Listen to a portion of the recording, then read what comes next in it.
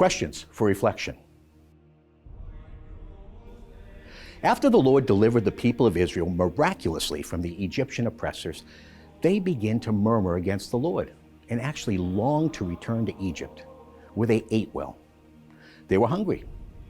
And notice how this need of the body was enough to make them forget the extraordinary power of the Lord, which brought about their deliverance. Ironically, this happened in the desert of sin, a geographical place, but certainly more, a metaphor. Because the murmuring against God and His provision was sin. But notice how the Lord responds. Out of His mercy, He has empathy for them and sends them manna from heaven, both manna and quail. One of the explanations of sin in the Catechism is that it is an abuse of freedom. God gave us freedom, but what we choose matters. In this sense, we become what we choose. Listen to these words from the Catholic Catechism, and I quote, "Freedom is the power rooted in reason and will to act or not to act, to do this or that, and so to perform deliberate actions on one's own responsibility. By free will, one shapes one's own life. Human freedom is a force for growth and maturity in truth and goodness. It attains its perfection when directed toward God, our beatitude.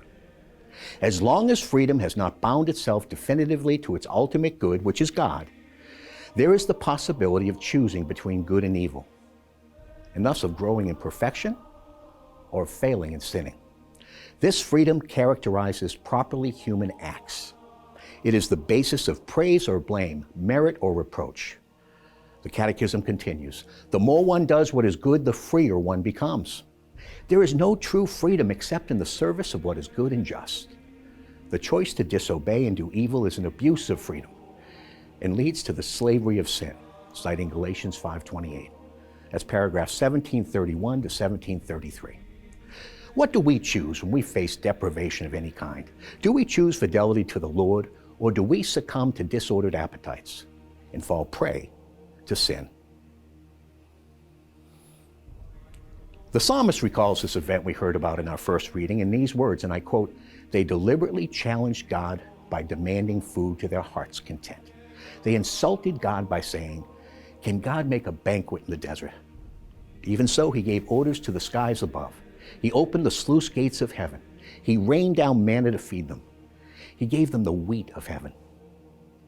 David continues, "Mere mortals ate the bread of the mighty. He sent them as much food as they could want.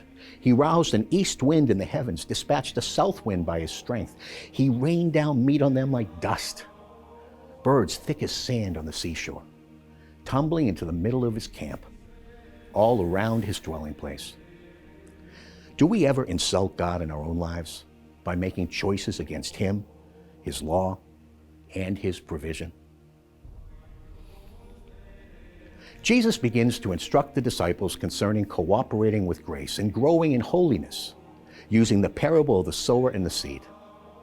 The account used in today's Holy Mass is taken from the Gospel of St. Matthew.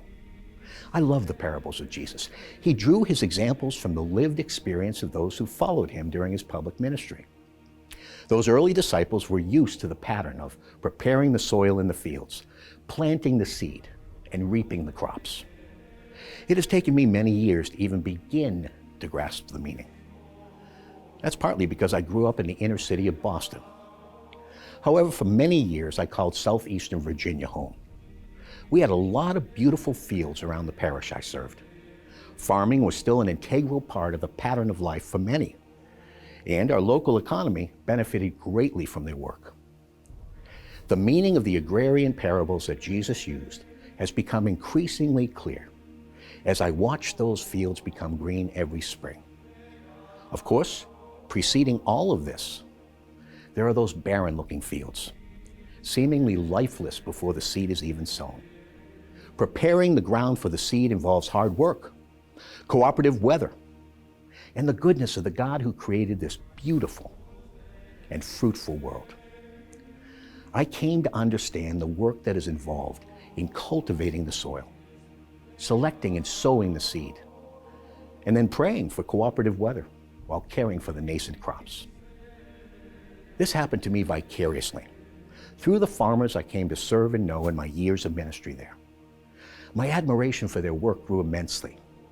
So too did my gratitude for the goodness and grace of the God, the Creator and Father, who loves us all so much that He sent His Son to save us and make us new.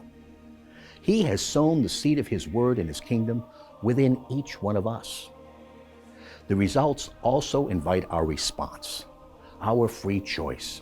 Whether that seed will find ripe soil is certainly affected by our willing cooperation with His grace. What choice will we make?